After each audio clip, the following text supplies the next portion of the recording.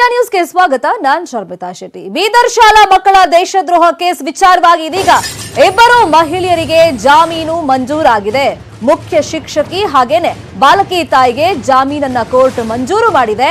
ಯಾವ ಕೇಸು ಅಂತಂದ್ರೆ, ಶಾಲೆಯಲ್ಲಿ ವಿವಾದಾಸ್ಪದವಾಗಿ ನಾಟಕ ಪ್ರದರ್ಶನ ಆಗಿತ್ತು. ಅದರಲ್ಲಿ ಪ್ರಧಾನಿ ಬಗ್ಗೆ ಜೊತೆಗೆ ಸಿಎ ಬಗ್ಗೆ ಒಂದಿಷ್ಟು ಡೈಲಾಗ್ಸ್ ಇತ್ತು. ಸೊ ಈ ನಾಟಕ ಪ್ರದರ್ಶನ ಆದಂತ ಸಂದರ್ಭದಲ್ಲಿ ಮಕ್ಕಳ ಬಾಯಿಂದ ಈ ರೀತಿಯೆಲ್ಲ ಡೈಲಾಗ್ ಬಂದಿದೆ ಅಂತ ದೊಡ್ಡ ಮಟ್ಟದಲ್ಲಿ ಚರ್ಚೆ ಆಗ್ತಾ ಇತ್ತು. ಸೊ ಇದೇ ವಿಚಾರವಾಗಿ ಇದೀಗ ದೇಶದ್ರೋಹ ಆರೋಪದಡಿ ಕೇಸ್ ಕೂಡ ರಿಜಿಸ್ಟರ್ ಆಗಿತ್ತು, ಬಂಧನ ಕೂಡ ಆಗಿತ್ತು. ತಾಯಿ ಹಾಗೇನೆ ಶಿಕ್ಷಕಿಗೆ ಇದೀಗ ಬೇಲ್ ಸಿಕ್ಕಿದೆ. ಬೀದರ್ ಜಿಲ್ಲಾ ನ್ಯಾಯಾಲಯದಿಂದ ಜಾಮೀನು ಮಂಜೂರಾಗಿದೆ ಅನ್ನೋ ವಿಚಾರ ಗೊತ್ತಾಗ್ತಾ ಇದೆ. ಇನ್ನು ಇದೇ ವಿಚಾರವಾಗಿ ಕಾಂಗ್ರೆಸ್ ನಾಯಕರು ದೊಡ್ಡ ಮಟ್ಟದಲ್ಲಿ ಪ್ರತಿಭಟನೆ ಕೂಡ ಮಾಡ್ತಾ ಇದ್ರು. ಅಂದ್ರೆ ಬಿಜೆಪಿ ವಿರುದ್ಧವಾಗಿ, ಪ್ರಧಾನಿ ವಿರುದ್ಧವಾಗಿ ಹಂಗಾದ್ರೆ ಯಾರು ಮಾತಾಡಂಗೇ ಇಲ್ಲ. ಬೇರೆ ಬೇರೆ ಶಾಲೆಗಳಲ್ಲಿ ಹಂಗಾದ್ರೆ ಯಾಕೆ ಇವರು ದೇಶದ್ರೋಹದ ಕೇಸ್ ಹಾಕಲ್ಲ ಅಂತ ಕಲ್ಲಡ್ಕ ಪ್ರಭಾಕರ್ ಭಟ್ ಅವರ ಶಾಲೆ ವಿಚಾರವಾಗಿ ಕೂಡ ಕಾಂಗ್ರೆಸ್ ನಾಯಕರು ಪ್ರಸ್ತಾಪ ಮಾಡ್ತಾ ಇದ್ರು. ಕೇವಲ ಶಾಹೀನ್ ಈ ಶಿಕ್ಷಣ ಸಂಸ್ಥೆ ಮೇಲೆ ಯಾತಕ್ಕೋಸ್ಕರ ಈ ರೀತಿ ದರ್ಪವನ್ನ ಮೆರಿತಾ ಇದ್ದಾರೆ ಬಿಜೆಪಿ ನಾಯಕರು ಪೊಲೀಸರನ್ನ ಇಟ್ಕೊಂಡು ಅಂತ ಪ್ರಶ್ನೆಗಳನ್ನ ಮಾಡಿದ್ರು. ಈ ವಿಚಾರವಾಗಿ ಪ್ರತಿಭಟನೆ ಕೂಡ ಆಗಿತ್ತು. ಸೊ ಇದೀಗ ಮುಖ್ಯ ಶಿಕ್ಷಕಿ ಹಾಗೇನೆ ಬಾಲಕಿಯ ತಾಯಿಗೆ ಜಾಮೀನು ಮಂಜೂರಾಗಿದೆ ಅನ್ನೋ ವಿಚಾರ ಗೊತ್ತಾಗ್ತಾ ಇದೆ. ಬೀದರ್ ಜಿಲ್ಲಾ ನ್ಯಾಯಾಲಯದಿಂದ ಇಬ್ಬರಿಗೂ ಕೂಡ ಜಾಮೀನು ಮಂಜೂರಾಗಿರೋದು.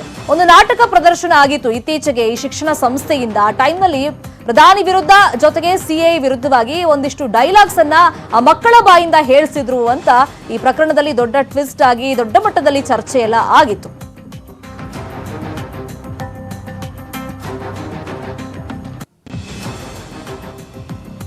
ಈ ವಿಚಾರವಾಗಿ ಮತ್ತಷ್ಟು ಮಾಹಿತಿಯನ್ನು ಕೊಡ್ತಾರೆ. ಫೋನ್ ಸಂಪರ್ಕದಲ್ಲಿ ಜಾಯ್ನ್ ಆಗಿರುವಂತಹ ನಮ್ಮ ರಿಪೋರ್ಟರ್ ಸಿದ್ದು ಸತ್ಯಣ್ಣ ಬರೆಸಿದ್ದು. ಈಗ ನ್ಯಾಯಾಲಯದಿಂದ ಜಾಮೀನು ಮಂಜೂರು ಆಗಿದೆ, ದೇಶದ್ರೋಹದ ಕೇಸ್ ಹಾಕಿದ್ರು.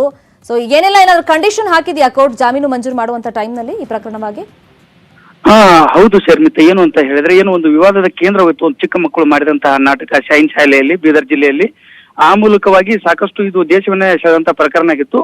ಆ ನಿಟ್ಟಿನಲ್ಲಿ ದೇಶದ್ರೋಹದ ಪ್ರಕರಣವನ್ನ ದಾಖಲಿಸಿ ಆ ಇಬ್ಬರು ಪರಿಣಾ ಬೇಗಂ ಅನ್ನುವ ಶಿಕ್ಷಕಿ ಮತ್ತು ಆ ನಾಟಕದಲ್ಲಿ ಪಾತ್ರ ವಹಿಸಿದ್ದ ಬಾಲಕಿಯ ತಾಯಿಯನ್ನ ಏನು ಪೊಲೀಸರು ಬಂಧಿಸಿದ್ರು, ಅವರ ಜಾಮೀನು ಅರ್ಜಿ ವಿಚಾರಣೆ ಇವತ್ತು ನಡೀತು. ಆಮೇಲೆ ಏನು ಷರತ್ತನ್ನು ವಿಧಿಸಿದೆ ಅಂತಂದ್ರೆ, ಪೊಲೀಸರು ವಿಚಾರಣೆ ಮಾಡುವಾಗ ಪೊಲೀಸರ ವಿಚಾರಣೆಗೆ ಸಹಕಾರ ಮಾಡಬೇಕು ಅನ್ನೋ ಷರತ್ತನ್ನ ನ್ಯಾಯಾಲಯ ವಿಧಿಸಿ ಅವರಿಗೆ ಜಾಮೀನನ್ನ ಮಂಜೂರು ಮಾಡಿದೆ.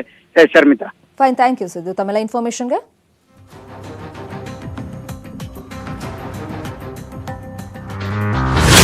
ಹಿಂಗೆ ಬಂತೆ फाट जैसे साउंड आया, तराई पराई चक्का ಹಿಂಗೆ ರೌಂಡ್ ಹೋಗ್ಬಿಟ್ಟೆ ಸರ್. ಸರ್, ಆರ್ ಅಶೋಕ್ ಅವರ ಮಗಂದು ಆಕ್ಸಿಡೆಂಟ್ ಕೇಸ್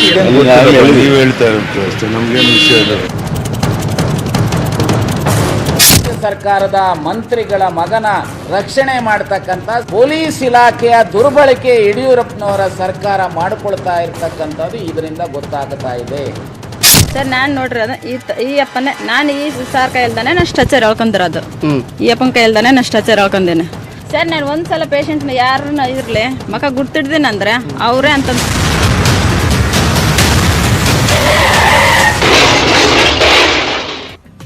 ಬಳ್ಳಾರಿ ಆಕ್ಸಿಡೆಂಟ್ ಕೇಸ್ಗೆ ವೆರಿ ಬಿಗ್ ಟ್ವಿಸ್ಟ್ ಸಿಕ್ಕಿದೆ. ಆಕ್ಸಿಡೆಂಟ್ ಪ್ರಕರಣದಲ್ಲಿ ಅಲ್ಲೋಲ ಕಲ್ಲೋಲವೇ ಉಂಟಾಗ್ತಾ ಇದೆ. ಕ್ಷಣಕ್ಕೂ ಸ್ಫೋಟಕವಾದಂತ ಮಾಹಿತಿ ಬಹಿರಂಗವಾಗ್ತಾ ಇದೆ. ಇದು ಇನ್ನೆಲ್ಲೂ ಇರದಂತ ಸ್ಫೋಟಕ ಮಾಹಿತಿ.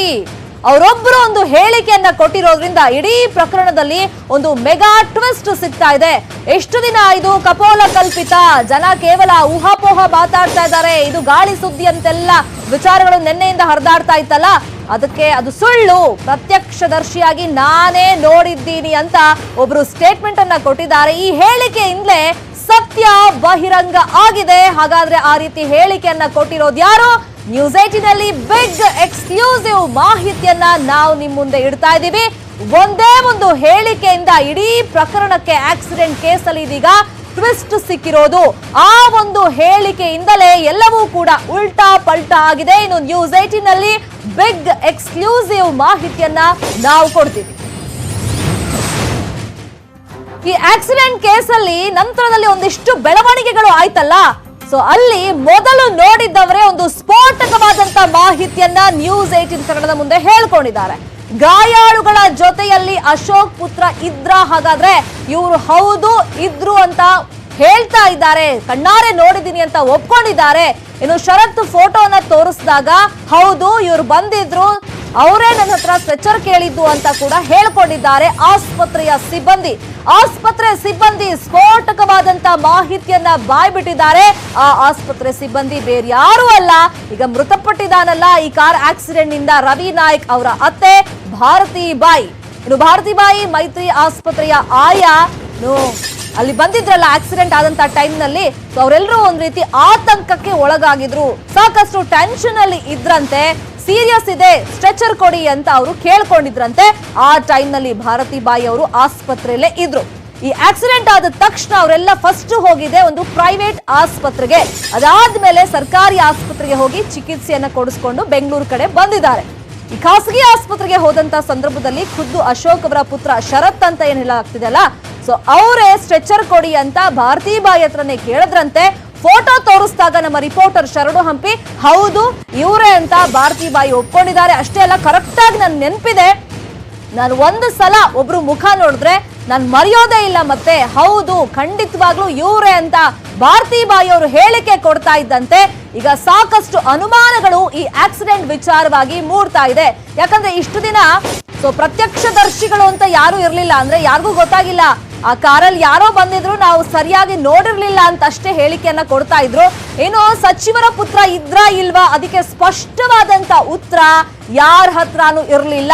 ಆದ್ರೆ ಭಾರತಿ ಬಾಯಿ ಖಡಾಖಂಡಿತವಾಗಿ ಹೇಳ್ತಾ ಇದ್ದಾರೆ, ಹೌದು ನಾನು ನೋಡಿದ್ದೀನಿ ಸಚಿವರ ಪುತ್ರನನ್ನ ಅಂತ. ಬಳ್ಳಾರಿ ಆಕ್ಸಿಡೆಂಟ್ ಬಗ್ಗೆ ಮೈತ್ರಿ ಆಸ್ಪತ್ರೆ ಆಯಾ ಭಾರತಿ ಬಾಯಿ ನ್ಯೂಸ್ 18 ಜೊತೆ ಮಾತನಾಡಿದ್ದಾರೆ. ಎಕ್ಸ್ಕ್ಲೂಸಿವ್ ಆಗಿ ಒಂದಿಷ್ಟು ಹೇಳಿಕೆಗಳನ್ನ ಕೊಟ್ಟಿದ್ದಾರೆ ನೋಡಿ.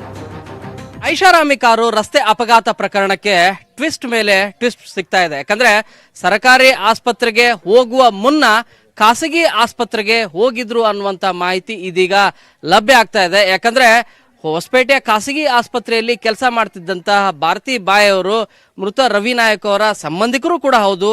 ಅವರು ಖಾಸಗಿ ಆಸ್ಪತ್ರೆಯಲ್ಲಿ ಆಯಾಗಿ ಕೆಲಸ ಮಾಡ್ತಿರ್ತಾರೆ.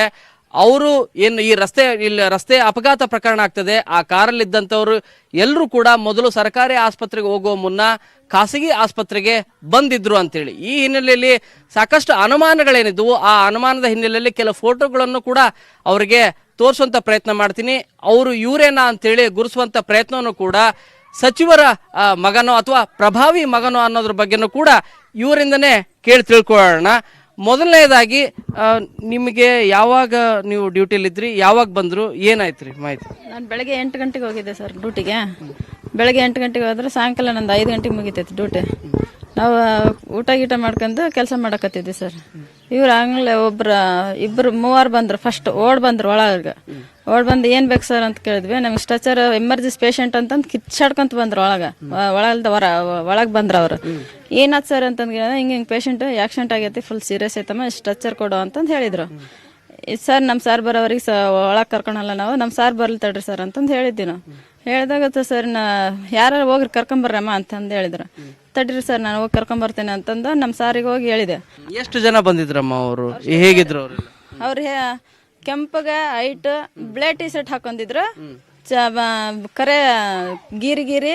ಎಷ್ಟು ಜನ ಬಂದಿದ್ರಮ್ಮ ಅವರು? ಒಳಗೆ ಮೂವರು ಬಂದಿದ್ರು. ಒಳಗೆ ಮೂವರು ಬಂದಿದ್ರು, ಇಬ್ರು ಮಾತ್ರ ಫುಲ್ ಸೀರಿಯಸ್ ಇದ್ರು ಅವರು.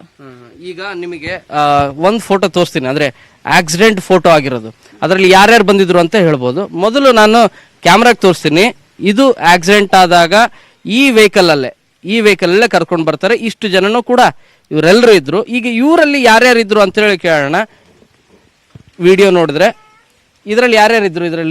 ಇದರಲ್ಲಿ ಈ ಅಪ್ಪ ಅದನಲ್ಲ, ಯಾರು ಬಿಳಿ ಶರ್ಟ್ ಕೂತಿದಾರಲ್ಲ, ಇಲ್ಲಿ ರಕ್ತ ಆಗಿದೆ ಅಲ್ಲ ಅವ್ರದ್ದು. ಇವ್ರು ಅಷ್ಟು 5 ಜನ ಇದ್ರು ಸರ್. ಇದಾರಲ್ಲ ಇವ್ರೆ ಸ್ಟ್ರೆಚರ್ ಹೇಳ್ಕೊಂಡ್ ಬಂದ್ರು. ಯಾರಮ್ಮ? ಇವ್ರು ಬ್ಲೇಡ್ ಟಿ ಶರ್ಟ್ ಇವ್ರು ಸರ್. ಇವರಾ ಬ್ಲೇಡ್ ಟಿ ಶರ್ಟ್ ಹೇಳ್ಕೊಂಡ್ರ ಅವ್ರು. ಸರ್ ಸ್ಟ್ರೆಚರ್ ಹೇಳ್ಕೊಂಡ್ರು. ಸರ್ ತಡ್ರಿ ಸರ್, ನಾವ್ ನಮ್ ಸಾರ್ಗ್ ಬರೋವರಿಗೆ ಸ್ಟ್ರೆಚರ್ ಹೇಳ್ಕೋಬೇಡ, ನಾನೇ ತಗೊಂಡ್ಬರ್ತೀನಿ ಅಂತಂದು ಹೋಗಿ ಹೇಳ್ಕೊಂಬಂದೆ. ಆ ಸಾರ್ ಕೈಯಿಂದ ನಾನೇ ಕಸ್ಕೊಂಡೆ ಸ್ಟ್ರೆಚರ್. ಈಗ ಇದರಲ್ಲಿ ಮುಖ ಕಾಣ್ತಾ ಇಲ್ಲ, ಇದ್ರ ಜೊತೆಗೆ ಇನ್ನೊಬ್ರು ಕೂಡ ಇದ್ರ? ಇನ್ನ ಇಬ್ರು ಇದ್ರು ಅವ್ರ ಜೊತೆಗೆ. ಈಗ ಅವ್ರ ಕೆಲವು ಫೋಟೋಸ್ ತೋರಿಸ್ತೀನಿ, ಅವ್ರ ಕೆಲವು ಫೋಟೋಸ್ ತೋರಿಸ್ತೀನಿ. ಅವ್ರು ಇವರೇನಾ ಅಂತ ಹೇಳ್ರಿ. ಮೊದಲನೇದಾಗಿ ನಾನು ತೋರ್ಸೋದು ಇಲ್ಲಿ ಪ್ರಭಾವಿ ಒಬ್ಬರ ಮಗ ಅಂತ ಏನ್ ಹೇಳ್ತಾ ಇದ್ವಿ, ಅನುಮಾನಗಳೇನಿದ್ವು ಆ ಹಿನ್ನೆಲೆಯಲ್ಲಿ ಫೋಟೋನ ತೋರಿಸಿ ಗುರುಸುವಂತ ಕೆಲಸವನ್ನ ಅಲ್ಲಿರುವಂತ ಪ್ರತ್ಯಕ್ಷದರ್ಶಿ ಈಗ ಫೋಟೋ ತೋರಿಸಿದೀವಿ. ಇವರೇನಾ? ಹಾ ಸರ್, ಇವ್ರೆ. ಸರ್ ನಾನು ನೋಡ್ರಿ ಈ ಅಪ್ಪನೇ ನಾನು ಈ ಸಾರ್ ಕೈಲ್ದಾನೆ ನಾನು ಸ್ಟ್ರೆಚರ್ ಹೇಳ್ಕೊಂಡಿರೋದು. ಈ ಅಪ್ಪನ ಕೈಲ್ದಾನೆ ನಾನು ಸ್ಟ್ರೆಚರ್ ಹೇಳ್ಕೊಂಡೇನೆ. ಅಲ್ಲಮ್ಮ ಸಾರ್ ಪೇಷಂಟ್ ಫುಲ್. ಇನ್ನೂ ಒಂದು ಫೋಟೋ ತೋರಿಸ್ತೀನಿ, ಅದನ್ನ ನೋಡಿ. ಸರ್ ನಾನು ಒಂದ್ಸಲ ಪೇಷಂಟ್ನ ಯಾರನ್ನ ಇರ್ಲಿ ಮಕ ಗುರ್ತಿಡ್ದೀನಿ ಅಂದ್ರೆ ಅವರೇ ಅಂತ ತಿಳಿತೀವಿ. ಈಗ ತೋರಿಸ್ತೀನಿ ನೋಡಿ, ಈಗ ನಿಮ್ಗೆ ಇವ್ರೇ ಹೌದು, ಇವ್ರೇ ಹೌದು, ಪಕ್ಕ ಇವ್ರೇ ಹೌದು. ನಾನ್ ಸುಳ್ಳು ಹೇಳಿದ್ರೆ ನಮ್ಮ ಹಾಸ್ಪಿಟಲ್ CC ಕ್ಯಾಮ್ರಾ ಇದೆ, ಅಲ್ಲೇ ಚೆಕ್ ಮಾಡ್ಕೊರಿ. ಅವ್ರು ಇನ್ನೇನ್ ಮಾತಾಡಿದ್ರಮ್ಮ ಅವರು? ಅವರ ಸಾರ್ ಹತ್ರ ಸರ್ ನೋಡ್ರಿ ಸರ್ ಅಂತ ಹೇಳಿದ್ರ, ಇಲ್ಲ ಇದು ಫುಲ್ ಸೀರಿಯಸ್ ಐತಿ, ನೀವು ಗೌರ್ಮೆಂಟ್ ಆಸ್ಪತ್ರೆಗೆ ಹಾಕೊಂಡ್ ಹೋಗ್ರಿ ಅಂತ ನಮ್ ಸಾರ್ ಕಳ್ಸಿಬಿಟ್ರು. ಅವ್ರು ಇಮಿಡಿಯೇಟ್ಲೇನೆ ಹಿಂದೆ ಎಲ್ಲ ಕಳ್ಸಿಬಿಟ್ರು. ನಾನೇ ಕೇಳಿದೆ ಎಲ್ಲಿ ಬಂದಿದ್ರ ಸರ್, ನೀವ್ ಯಾವ ಊರು ಅಂತ ಕೇಳಿದೆ. ನಮ್ದು ಬೆಂಗಳೂರು ಅಂತಂದ್ರೆ. ಇಲ್ಲಿ ಎದಕ್ ಬಂದಿದ್ರು ಸರ್ ಅಂತಂದ್ರೆ ಹಂಪಿ ನೋಡಕ್ ಬಂದಿದ್ವಿ ನಾವು ಅಂತಂದ್ ಹೇಳಿದ್ರು ಸರ್ ಅವರು. ಹಂಪಿ ನೋಡಕ್ ಬಂದಿದ್ರು, ಮತ್ತೆ ಹೆಂಗ ಸರ್ ಅಂತಂದ್ ನಾನೇ ಕೇಳಿದೆ. ಇಲ್ಲಮ್ಮ ಅಲ್ಲಿ ಕೂಡ್ಲಿಗಿ ರೋಡಿಗೆ ಹೋಗಕತ್ತಿದ್ವಿ, ಅಲ್ಲಿ ಆಕ್ಸಿಡೆಂಟ್ ಆಯ್ತು ಅಂತಂದ್ ಹೇಳಿದ್ರು. ಆಮೇಲೆ ನನಗೆ ಗೊತ್ತಾತು ನಿಮ್ಮ ಅಣ್ಣನ ಮಗಗೆ ಆಕ್ಸಿಡೆಂಟ್ ಮಾಡಿ ಬಂದಿದ್ದಾರೆ ಅಂತಂದ. ನಾನು ಅಲ್ಲಿ ಕೆಲಸ ಬಿಟ್ಟು ನಾನು ಗೌರ್ಮೆಂಟ್ ಹಾಸ್ಪಿಟಲ್ ಹತ್ರ ಓಡೋದ್ರೆ ನಮ್ಮಣ್ಣ ಮಗ ತಳಗಿದ್ದಾನೆ, ತಳಗ್ ಮನ್ಸಿದ್ರು. ಇನ್ನೊಬ್ಬ ದಪ್ಪ ಇದನ್ನಲ್ಲ, ಆ ಅಪ್ಪಗೆ ಬೆಡ್ ಮೇಲೆ ಮನ್ಸಿದ್ರು. ನಮ್ಮ ಅಣ್ಣನ ಮಗಗೆ ಹೋಗಿ ಕೈ ಕಾಲ ಎಲ್ಲ ಮುಟ್ ನೋಡಿದೆ ನಾನು. ಸೊ ಇವರೇ ಬಂದಿದ್ರು ಅಂತ ಹೇಳ್ತೀರಿ ನೀವು? ಇವರೇ ಬಂದಿದ್ರು ನಮ್ಮ ಹಾಸ್ಪಿಟ್ಲಾಗ, ಇವರೇ ಬಂದಿದ್ರು. ನೀವು ನಿಮ್ಗೇನ್ ಕನ್ಫ್ಯೂಷನ್ ಏನಿಲ್ಲ? ಏನಿಲ್ಲ ಸರ್, ಬಿಳೆ ಟಿ ಶರ್ಟ್ ಹಾಕೊಂಡಿದ್ರು ಅವರು. ಬಿಳೆ ಟಿ ಶರ್ಟ್ ಏನೇನ್ ಹಾಕಿದ್ರಮ್ಮ? ಬಿಳೆ ಟಿ ಶರ್ಟ್, ಕೈಯಾಗ ವಾಚ್ ಇತ್ತು ಸರ್ ಅವ್ರ ಕೈಯಾಗ, ಎಲ್ಲ ನೋಡಿದೆ ಸರ್ ನಾನು. ಬರ್ಮಡ ಹಾಕಿದ್ರ ಪ್ಯಾಂಟ್ ಹಾಕಿದ್ರಿ? ಒಟ್ಟು ಬರ್ಮಡ ಇದ್ದಂಗಿತ್ತು ಸರ್ ಅದು, ಕರೆ ಗಿರಿ ಇತ್ತು ಅದು ಬರ್ಮಡ ನೋಡಿದೆ ನಾನು. ಸೊ ಈ ವ್ಯಕ್ತಿನೇ ಅಂತ ಹೇಳ್ತೀರಿ ನೀವು? ಹೌದು ಸರ್, ಇವ್ರೆ ಕನ್ಫರ್ಮ್ ಆಗಿ ಇವ್ರೆ. ನಾನು ನೋಡ್ರಿ ಇದನ್ನ ಕೈಯಾಗಲ್ದಾನೆ ನಾನು ಸ್ಟ್ರೆಚರ್ ಹೇಳ್ಕೊಂಡಿರೋದು. ಆದ್ರೆ ಬರೋವರೆಗೆ ನಿನ್ನ ಇದು ಮಾಡಬೇಡ ಅಂತ ಈ ರೀತಿ ಅಂತ ಹೇಳಿಕೆ ನೀಡ್ತಾರೆ. ಯಾಕಂದ್ರೆ ಪ್ರಭಾವಿ ಒಬ್ಬರ ಮಗ ಅಂತ ಏನ್ ತೋರಿಸ್ತಾ ಇದ್ವಿ, ಅವ್ರೇನೇ ನೋಡಿದ್ದೆ ಅಂತ ಹೇಳ್ತಾರೆ. ಈ ಮೂಲಕ ಈ ಪ್ರಕರಣ ಮತ್ತಷ್ಟು ಟ್ವಿಸ್ಟ್ಗಳಿಗೆ ಸಾಕ್ಷಿ ಆಗ್ತಾ ಇದೆ. ಬಳ್ಳಾರಿಯಿಂದ ಕ್ಯಾಮರಾ ಪರ್ಸನ್ ದಿವಾಕರ್ ರೆಡ್ಡಿ ಜೊತೆ ಶರಣು ಹಂಪಿ, ನ್ಯೂಸ್ 18 ಕನ್ನಡ. ಆನಂದ್ ಸಿಂಗ್ ಖಾತೆ ವಿಚಾರವಾಗಿ ದೊಡ್ಡ ಮಟ್ಟದಲ್ಲಿ ಚರ್ಚೆ ಆಗ್ತಿದೆ. ಆ ಬಗ್ಗೆ ಮಾಹಿತಿಯನ್ನು ಕೊಡ್ತೀವಿ, ಬ್ರೇಕ್ ಆಗಿ. ಸಚಿವ ಆನಂದ್ ಸಿಂಗ್ ಅರಣ್ಯ ಖಾತೆ ನೀಡಿರೋ ವಿಚಾರವಾಗಿ ಸಾಕಷ್ಟು ವಿರೋಧ ವ್ಯಕ್ತವಾಗ್ತಿದೆ. ಇದಕ್ಕೆ ಆನಂದ್ ಸಿಂಗ್ ಪ್ರತಿಕ್ರಿಯೆ ಕೊಟ್ಟಿದ್ದಾರೆ. ನನ್ನ ಮೇಲೆ ನೇರವಾಗಿ ಅರಣ್ಯ ನಾಶದ ಆರೋಪ ಇಲ್ಲ, ಯಾರದ್ದೋ ಪ್ರಕರಣದಲ್ಲಿ ನನ್ನದು ಹೆಸರು ಸೇರಿಸ್ಬಿಟ್ಟಿದ್ದಾರೆ ಅಂತ ಸಚಿವ ಆನಂದ್ ಸಿಂಗ್ ಹೇಳಿಕೆಯನ್ನು ಕೊಟ್ಟಿದ್ದಾರೆ. ನನ್ನ ಮೇಲೆ ಆರೋಪ ಇರೋದು ನಿಜ, ತಪ್ಪು ಮಾಡಿದ ಮೇಲೆ ಬದಲಾಗಬಾರ್ದಾ ಅನ್ನೋ ಮಾತನ್ನ ಅವ್ರು ಕೇಳಿದ್ದಾರೆ. ನನ್ನ ಮೇಲೆ ನೇರವಾಗಿ ಆರೋಪ ಬಂದಿಲ್ಲ, ಬಟ್ ಯಾರದೋ ಪ್ರಕರಣದಲ್ಲಿ ನನ್ನನ್ನು ಕೂಡ ಸೇರಿಸಿದ್ದಾರೆ ಅನ್ನೋ ಮಾತನ್ನ ಸಚಿವ ಆನಂದ್ ಸಿಂಗ್ ಹೇಳಿದ್ದಾರೆ. ಬೇಕು ಅಂತಾನೆ ಹಠ ಹಿಡಿದು ಅರಣ್ಯ ಖಾತೆಯನ್ನು ಇಸ್ಕೊಂಡಿದ್ದಾರೆ ಸಿಎಂ ಯಡಿಯೂರಪ್ಪ ಅವರ ಬಳಿಯಲ್ಲಿ. ಬಟ್ ಇಸ್ಕೊಂಡ ಮೇಲೆ ಈ ಖಾತೆ ಮರು ಹಂಚಿಕೆ ಎಲ್ಲ ಆದ್ಮೇಲೆ ದೊಡ್ಡ ಮಟ್ಟದಲ್ಲಿ ಇದಕ್ಕೆ ಆಕ್ಷೇಪಗಳು ವ್ಯಕ್ತವಾಗ್ತಾ ಇದೆ. ಸೊ ಅದಕ್ಕೆ ಆನಂದ್ ಸಿಂಗ್ ಅವರು ರಿಯಾಕ್ಷನ್ ಕೊಟ್ಟಿರೋದು ಹೀಗೆ. ನಾಯಕರು ಏನು ಹೇಳಿರೋದರಲ್ಲಿ ಮತ್ತು ನಾನು ಚುನಾವಣೆ ಆಯೋಗಕ್ಕೆ ಕೊಟ್ಟಿರೋದ್ರಲ್ಲಿ ಸರಿಯಾಗೇ ಇದೆ. ಅಂದರೆ ನನ್ನ ಮೇಲೆ 15 ಪ್ರಕರಣ ಇದೆ ಅಂತ. ಕರ್ನಾಟಕ ರಾಜ್ಯದ ಜನರಿಗೆ ನಾನು ಕತ್ಲಲ್ಲಿ ಇಟ್ಟು ಮೋಸ ಮಾಡುವಂಥ ರಾಜಕಾರಣ ನಾನು ಮಾಡಲ್ಲ. ನಾನು ಇರೋದ್ರಿಂದ ಕರ್ನಾಟಕ ರಾಜ್ಯದ ಅರಣ್ಯ ಲೂಟಿ ಆಗುತ್ತೆ, ಕೆಟ್ಟು ಹೋಗುತ್ತೆ. ರಾಜ್ಯದ ಮುಖ್ಯಮಂತ್ರಿಗಳಾದಂಥ ಯಡಿಯೂರಪ್ಪ ಸಾಹೇಬರು ಖಾತೆ ಬದಲಾವಣೆ ಮಾಡ್ತೀನಿ ಅಂದ್ರೇನು ಖಂಡಿತವಾಗ್ಲೂ ನಾನು ಖಾತೆ ಬದಲಾಯಿಸ್ಕೊಳ್ಳೋದಕ್ಕೆ ನಾನು ಸಿದ್ಧನಿದ್ದೀನಿ. ನೀನು ಅರಣ್ಯವನ್ನ ನಾಶನ ಮಾಡಿದೆ ಅಂತ ಹೇಳಿ ನನ್ನ ಮೇಲೆ ನೇರವಾದಂಥ ಆರೋಪ ಇಲ್ಲ. ಗ್ರೂಪ್ ಅಫೆನ್ಸ್ ಅಂತಾರೆ. ಯಾರ್ದೋ ಕೇಸಲ್ಲಿ ನಾನು ಅದರಲ್ಲಿ ಕಾನ್ಸ್ಪರೆನ್ಸಿ ಆಗಿ ನನ್ನ ಆ ಕೇಸ್ನಲ್ಲಿ ಸೇರಿಸಿರೋದು. ಆ ಸೇರಿಸಿರೋದಕ್ಕೆ ನಾವು ಇವತ್ತು ಬೇರೆ ಬೇರೆ ಕಾರಣಗಳು ಕೊಡ್ಬೋದು. ರಾಜಕೀಯ ಕುತಂತ್ರ ಅದು ಬೇಡ, ದೇವರಿದ್ದಾನೆ, ನ್ಯಾಯಾಲಯ ಇದೆ. ಖಂಡಿತವಾಗ್ಲೂ ಅವತ್ತಿನ ದಿವಸ ಆ ತೀರ್ಮಾನ ಬಂದಾಗ ಅವತ್ತೇ ಗೊತ್ತಾಗುತ್ತೆ. ಇನ್ನು ಆನಂದ್ ಸಿಂಗ್ಗೆ ಅರಣ್ಯ ಖಾತೆ ನೀಡಿದ್ದು ತಪ್ಪು, ಇದರಿಂದ ತನಿಖೆಯ ಹಾದಿಯೇ ತಪ್ಪುತ್ತೆ ಅಂತ ನಿವೃತ್ತ ನ್ಯಾಯಮೂರ್ತಿ ಸಂತೋಷ್ ಹೆಗಡೆ ಅವರು ಅಭಿಪ್ರಾಯವನ್ನು ಪಟ್ಟಿದ್ದಾರೆ. ಅವ್ರ ಮೇಲೆ ಹಲವಾರು ಕೇಸ್ಗಳು ಇದೆ, ಅದರಲ್ಲಿ ಅರಣ್ಯ ಕೇಸ್ಗಳು ಕೂಡ ಇವೆ. ಪ್ರಜಾಪ್ರಭುತ್ವದಲ್ಲಿ ಇದು ಕಪ್ಪು ಚುಕ್ಕೆ ಅನ್ನೋ ಮಾತನ್ನ ಸಂತೋಷ್ ಹೆಗಡೆ ಅವರು ಹೇಳಿದ್ದಾರೆ. ಇನ್ನು ನಾನಿರೋವರೆಗೂ ಕೂಡ ಈ ಬಗ್ಗೆ ಧ್ವನಿಯನ್ನ ಎತ್ತುತ್ತೀನಿ ಅನ್ನೋ ಮಾತನ್ನ ಸಂತೋಷ್ ಹೆಗಡೆ ಅವರು ಹೇಳಿದ್ದಾರೆ. ಅವರಿಗೆ ಬೇರೆ ಖಾತೆಗೆ ನಾನು ಒತ್ತಾಯವನ್ನ ಮಾಡ್ತೀನಿ ಅಂತ ಸಂತೋಷ್ ಹೆಗಡೆ ಅವರು ಹೇಳಿಕೆಯನ್ನ ಕೊಟ್ಟಿದ್ದಾರೆ. ಅವ್ರ ಮೇಲೆ ಸಾಕಷ್ಟು ಕೇಸ್ಗಳು ಆಲ್ರೆಡಿ ಇವೆ, ಅವರಿಗೆ ಈ ಖಾತೆ ಕೊಟ್ಟಿರೋದು ತಪ್ಪು. ಇನ್ನು ಅವ್ರ ಮೇಲೆ ಇರುವಂತ ಕೇಸ್ಗಳಲ್ಲಿ ಅರಣ್ಯ ಕೇಸ್ಗಳು ಕೂಡ ಇವೆ, ಹಾಗಾಗಿ ಅವ್ರಿಗೆ ಇಲಾಖೆಯನ್ನ ಚೇಂಜ್ ಮಾಡಿಕೊಡ್ಬೇಕು ಅನ್ನೋ ಒತ್ತಾಯವನ್ನ ನಾನು ಮಾಡ್ತೀನಿ ಅಂತ ಸಂತೋಷ್ ಹೆಗಡೆ ಹೇಳಿದ್ದಾರೆ. ಕಂಪ್ಲಿ ಗಣೇಶ್ ಜೊತೆ ಹೊಡೆದಾಟ ಮತ್ತೆ ಸರ್ಕಾರದ ರಚನೆಯ ಸಮಯದಲ್ಲಿ ಸಾಕಷ್ಟು ಸುದ್ದಿಯಾಗಿದ್ದಂತ ಆನಂದ್ ಸಿಂಗ್ ಈಗ ಮತ್ತೆ ಸುದ್ದಿಯಲ್ಲಿದ್ದಾರೆ. ಅಕ್ರಮ ಗಣಿಗಾರಿಕೆ ಆರೋಪನ ಹೊತ್ತಿರುವಂತಹ ಆನಂದ್ ಸಿಂಗ್ಗೆ ಅರಣ್ಯ ಖಾತೆ ಕೊಡ್ತಿದ್ದಂತೆ ಈಗ ಸಾಕಷ್ಟು ಟೀಕೆಗಳು ವ್ಯಕ್ತವಾಗ್ತಾ ಇರುವಂತದ್ದು. ಸದ್ಯ ಈ ಜೊತೆ ನಮ್ಮ ಜೊತೆ ಮಾತಾಡೋಕೆ ಲೋಕಾಯುಕ್ತ ನಿವೃತ್ತ ನ್ಯಾಯಮೂರ್ತಿಗಳಾಗಿರುವಂತಹ ಸಂತೋಷ್ ಹೆಗಡೆ ಇದ್ದಾರೆ, ಅವರನ್ನೇ ಮಾತಾಡ್ಸೋಣ. ಸರ್, ಆನಂದ್ ಸಿಂಗ್ ಅವ್ರ ಮೇಲೆ ಅಕ್ರಮ ಗಣಿಗಾರಿಕೆಯ ಆರೋಪವನ್ನು ಇರುವಂತದ್ದು. ಸದ್ಯ ಇದರ ಜೊತೆ ಈಗ ಸಾಕಷ್ಟು ಟೀಕೆಗಳು ಕೂಡ ಕೇಳಿ ಬರ್ತಾ ಇದೆ. ಈಗ ಅವರಿಗೆ ಅರಣ್ಯ ಖಾತೆ ಕೊಟ್ಟ ಬಗ್ಗೆ ನೀವೇನು ಹೇಳ್ತೀರಿ ಸರ್? ಇದು ದೊಡ್ಡ ತಪ್ಪು. ಅವರೇ ಕೊಟ್ಟಂತ ಡಿಕ್ಲರೇಷನ್ ಪ್ರಕಾರ ಹಲವಾರು ಕ್ರಿಮಿನಲ್ ಮೊಕದ್ದಮೆಗಳು ಅವರ ವಿರುದ್ಧ ಪೆಂಡಿಂಗ್ ಇದೆ. ಅದರಲ್ಲಿ 2-3 ಅರಣ್ಯ ಡಿಪಾರ್ಟ್ಮೆಂಟ್ಗೆ ಸೇರಿದ್ದು.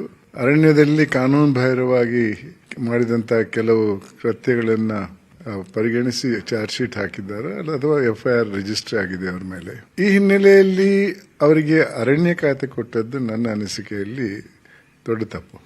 ಮುಂದೆ ಆ ಕೇಸನ್ನು ಮುಂದುವರಿಸಿಕೊಂಡು ಹೋಗುವವರು ಅರಣ್ಯ ಡಿಪಾರ್ಟ್ಮೆಂಟ್ನವರು. ತಮ್ಮ ಮಂತ್ರಿ ವಿರುದ್ಧ ಯಾವ ಡಿಪಾರ್ಟ್ಮೆಂಟ್ನ ಯಾವ ಅಧಿಕಾರಿ ಅದನ್ನು ಮುಂದುವರಿಸಕ್ಕೆ ರೆಡಿಯಾಗಿದ್ದಾರೆ ನೀವೇ ತಿಳ್ಕೊಳ್ಳಿ. ಒಂದು ವಿಚಾರ. ಅದಲ್ಲರೂ ಕೂಡ ಮೌಲ್ಯದ ವಿಚಾರದಲ್ಲಿ ಮಾತಾಡೋದಿದ್ರೆ, ಯಾರಾದರೂ ಒಬ್ಬ ವ್ಯಕ್ತಿ ತನ್ನ ಮನೆ ಕೆಲಸಕ್ಕೆ ಅಥವಾ ತನ್ನ ಕಂಪನಿ ಕೆಲಸಕ್ಕೆ ಒಬ್ಬ ಆರೋಪಿಯಾದಂಥ ವ್ಯಕ್ತಿಯನ್ನು ನೇಮಕ ಮಾಡ್ತಾರೋ ಅನ್ನೋದು ಒಂದು ವಿಚಾರ ನಾವು ಗಮನದಲ್ಲಿ ಇಟ್ಕೊಳ್ಬೇಕು. ನನ್ನ ಅನಿಸಿಕೆಯಲ್ಲಿ ಇದು ಒಂದು ಪ್ರಜಾಪ್ರಭುತ್ವಕ್ಕೆ ಒಂದು ಕಪ್ಪು ಚುಕ್ಕೆ ಅಂತ ನಾನು ತಿಳ್ಕೊಂಡಿದ್ದೆ. ಇವಾಗಂತೂ ಸುಪ್ರೀಂ ಕೋರ್ಟ್ನ ಒಂದು ಜಜ್ಮೆಂಟ್ ಬಂದಿದೆ. ಮುಂದಕ್ಕಾದರೂ ಅವರು ಬ್ಯಾಲೆಟ್ ಪೇಪರಲ್ಲೇ ಹಾಕಬೇಕು ಈ ಅಭ್ಯರ್ಥಿಯ ವಿರುದ್ಧ ಇಷ್ಟು ಕ್ರಿಮಿನಲ್ ಕೇಸ್ಗಳು ಇವೆ ಅನ್ನೋದು ವಿಚಾರ. ಯಾಕಂದ್ರೆ ಒಂದು ಪ್ರಾಮಾಣಿಕ ಸಮಾಜದಲ್ಲಿ ನಾವು ಇದ್ದೇವೆ ಅಂತ ತೋರಿಸಬೇಕಾದ್ರೆ ನಮ್ಮ ಮತ ಕೂಡ ಒಂದು ಪ್ರಾಮಾಣಿಕ ವ್ಯಕ್ತಿಗೆ ಹಾಕಬೇಕು ಹೊರತು ಆರೋಪ ಮಾಡಿ ಅದರಿಂದ ಲಾಭ ಪಡೆದಂತ ವ್ಯಕ್ತಿಗಳಿಗೆ ಮತ ಹಾಕುವುದು ಸರಿಯಲ್ಲ. ಇದಿಷ್ಟು ಸಂತೋಷ್ ಹೆಗಡೆ ಅವರ ಮಾತು. ಕ್ಯಾಮರಾ ಪರ್ಸನ್ ಯೋಗೇಶ್ವರ್ ಜೊತೆ ಗಂಗಾಧರ್ ವಾಗ್ಟಾ, ನ್ಯೂಸ್ 18 ಕನ್ನಡ, ಬೆಂಗಳೂರು. ಮತ್ತಷ್ಟು ಸುದ್ದಿ ಬ್ರೇಕ್ ಆದ್ಮೇಲೆ.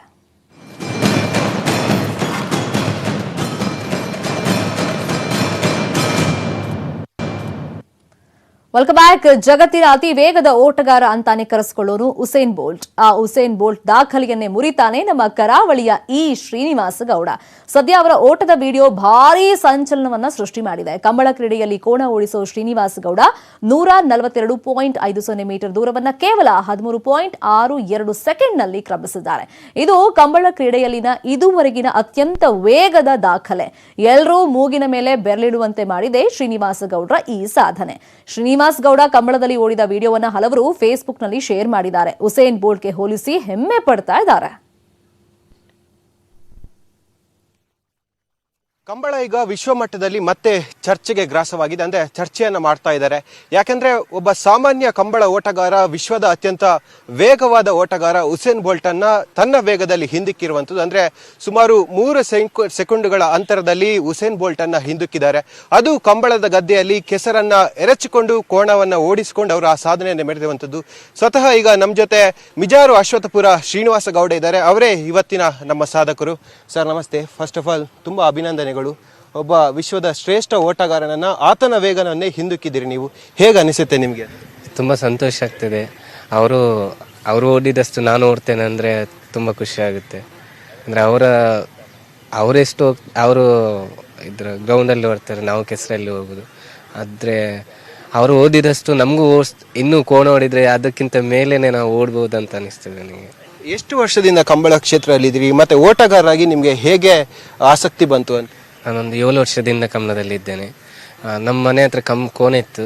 ಅದನ್ನು ಸಾಕೋದ್ರ ಮೂಲಕ ಈಗಲೂ ಮನೆಯಲ್ಲಿ ಕೋಣೆ ಇದೆ. ಅದನ್ನು ಸಾಕು ತುಂಬ ಆಸಕ್ತಿ. ಕೃಷಿಯಲ್ಲಿ ತುಂಬ ಆಸಕ್ತಿ. ಹಾಗೆ ಅದರಿಂದ ಓಡಬೇಕಂತ ಆಸಕ್ತಿ ಇತ್ತು.